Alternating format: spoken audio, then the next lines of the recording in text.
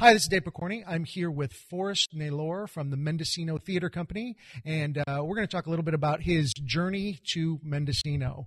Forrest, thanks for joining me. And first of all, I want to find out how you started in theater, where the passion began, and how you ended up in Mendocino.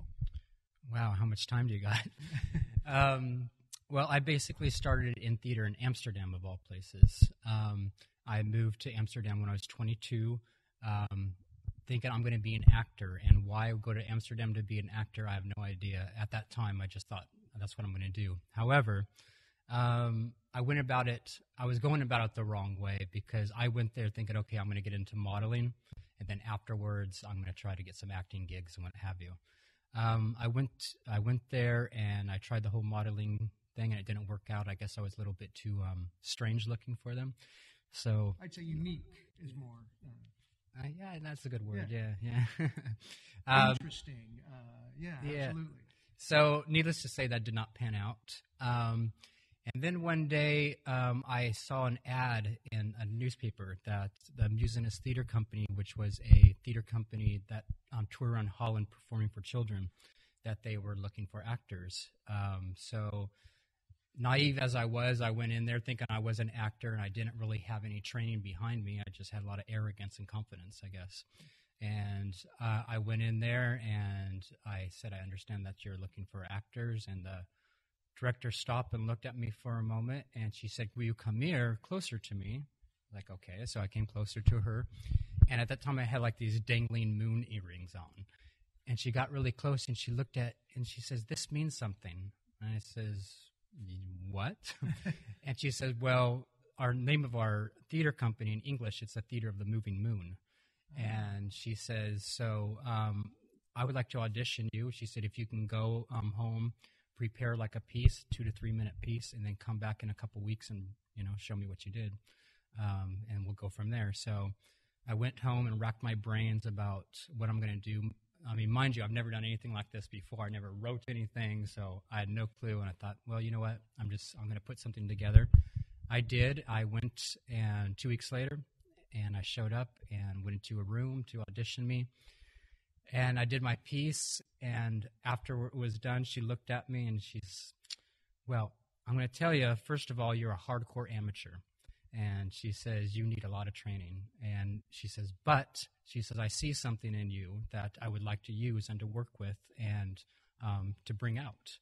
And so she hired me for the job, and that's how basically I started to get into acting. And it was also in Dutch, and I didn't speak Dutch at the time. That's what I was going to ask, yeah. So I had to do a crash course in Dutch, which I did. And so all my performing... Did you start with all the curse words like everybody else? I didn't actually, no, but one would think, right? So, yeah, my first performing experience was for a Dutch theater company, and I was performing in Dutch. And so I thought that was kind of interesting. And we traveled all around Holland and performed. I was there with them for about a year and a half.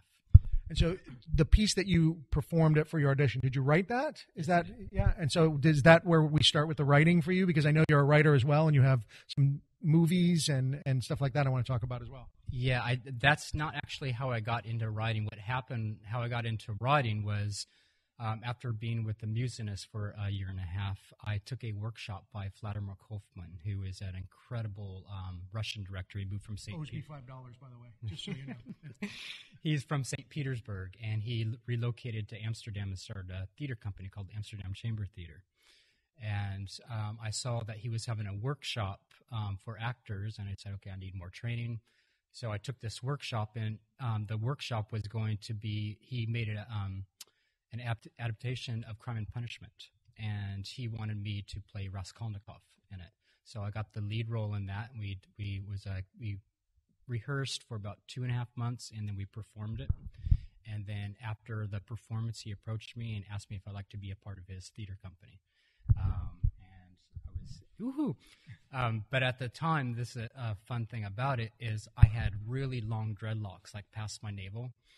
And I had them for years. Still do? No, I'm shaved now. Really long dreadlocks, and he says, "Okay, I'd like to ask you to join our company if you would like to. I think you'd fit in perfectly, and this is what we're about, yada, yada, yada. He said, but, he says, only one thing is you're going to have to cut off all your hair. And I didn't even think twice about it. I went home that night and shaved it off, and that was it. And I joined them the next day and started working on some plays. What was the transformation in getting you back into the United States and specifically up to Mendocino? Well, like I said, we went to Cairo, we performed the play, and then afterwards we went with the theater group to the Sinai, to the Red Sea. And it was there I decided I'd rather write and direct than to act. I realized that acting for me was something I was more doing for my ego. It wasn't necessarily because the passion of acting. However, I loved the whole dynamics in the world around it, and I wanted to create. I wanted to be the painter, not the paint. And so in the Sinai, I said, okay, I'm going back to San Francisco, and I'm going to pursue writing and directing film, and that's what I did. And your first film was? My first film was Favorite Color Pink. However, I didn't make my first film. My first film was Calla Lily. I didn't make my first film until 2006, several years after I moved back, and it was in Mendocino because once I moved back, when I came back from Amsterdam, I lived in San Francisco for about 8 years. I staged my first solo play by myself. I decided, okay, I want to write one play first before I get into film and then direct that, and I did that. I did it at the Exit Theater in San Francisco.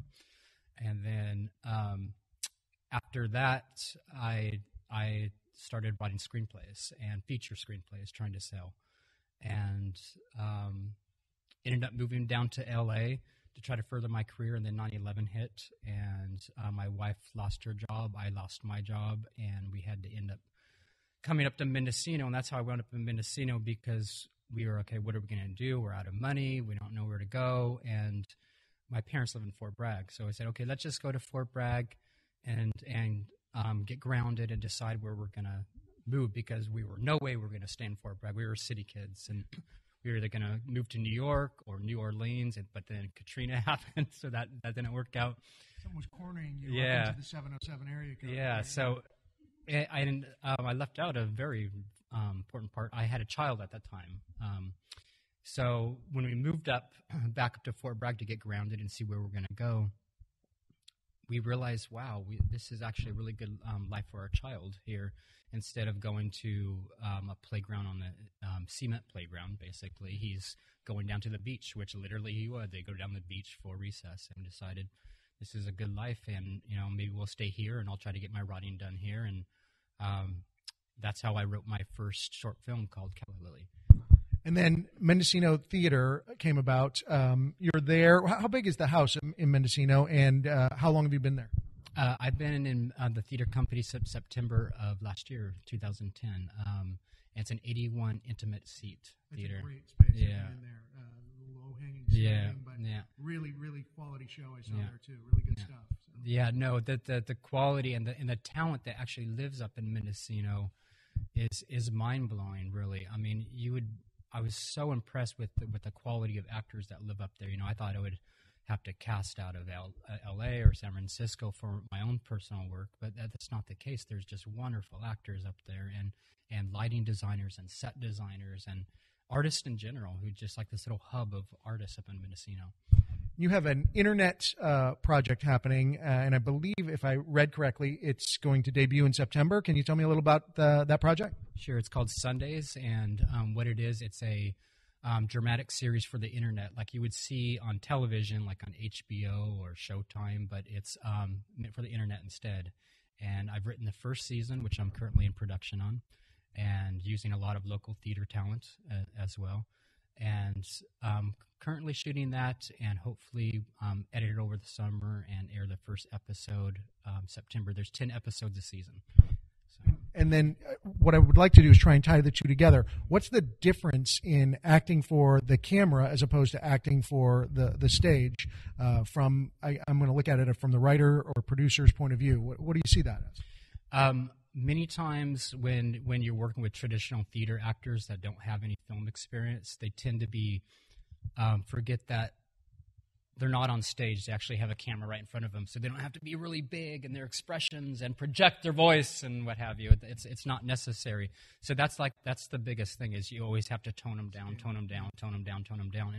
And tell them, look, the camera sees everything. Basically, I just want from your eyes, tell me the story in your eyes. I mean, that's what's going to come through, and not with your hands and this and what have you. And so that's the biggest difference is just the bigness of theater compared to like the small details of film. But in an 81-seat house, you can use some of those small details in a live performance as well, could you not?